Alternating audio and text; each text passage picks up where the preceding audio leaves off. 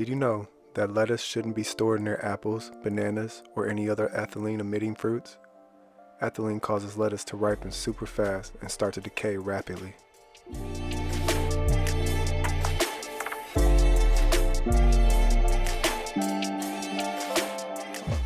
Butterhead, like all varieties of lettuce, is thought to have originated in the Mediterranean. Lettuce used to be a weed before cultivation by the ancient Egyptians. Butterhead lettuce is a distinct variety and is thought to have emerged in the 18th century, with countless varieties that have been developed in the United States since then. Butterheads are one of 4 different types of lettuce.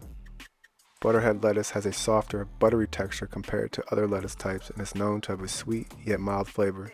All varieties of Butterhead lettuces have smooth, loosely coiled leaves that are often sold with the roots still attached to preserve freshness. It's a good space filler in the garden while you wait for the weather to warm up for summer plants.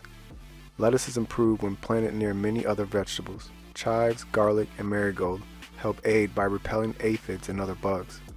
Lettuces also thrive well with beets, carrots, strawberries, tomatoes, and more.